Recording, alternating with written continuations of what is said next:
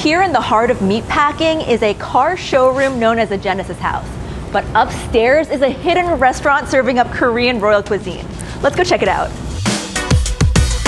Chef Andy Choi, thanks for having us in to the Genesis House restaurant. From what I understand, this restaurant is actually curated by a famous restaurant in Korea. Correct. Onjium is a Seoul-based restaurant with a Michelin-starred. They are tasked to preserve Korean tradition and heritage throughout food, textile, and architecture.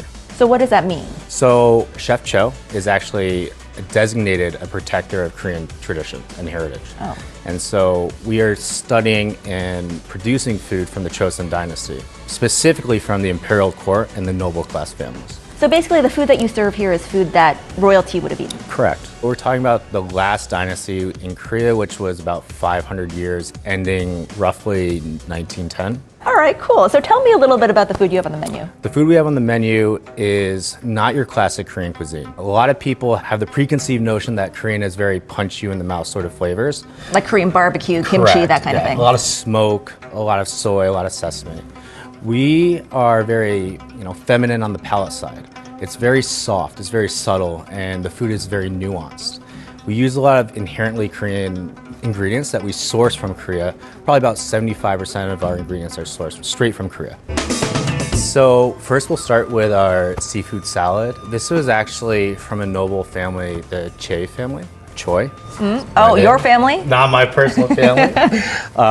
But they would invite guests over, and pine nut was a very luxurious ingredient, and they were by the sea. And so they would take different seafood that was in season and then pair it with this very luxurious pine nut sauce. Beef was traditionally reserved for royalty in the Chosun dynasty, and it was towards the later half of that dynasty that beef was made more available to everyday people. So what they would do, since meat was a rarity when they would get to eat it, they would plunge the meat into the snow in between the cooking process. So that process helps the marinade from not burning and flaring up and creating a bitter flavor on the steak. And so we do a similar thing here. What we'll do is we'll grill the steak, we'll plunge it into a very, very cold marinade, then we'll grill it again, plunge it into the marinade, and we repeat that process about 10 times. And what we do is we shave fresh chestnut on top to emulate the snow from the story. Chef's kiss. Traditionally, in our tasting menu format, we'll enjoy the rice after.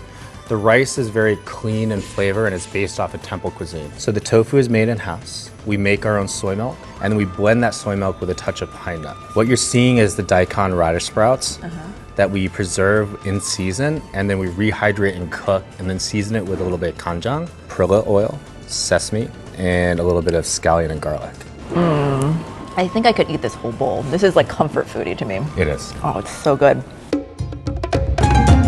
Chef Andy, thank you so much. This has been an absolutely incredible experience. And if you want to find out more information, head to their website. Cheers.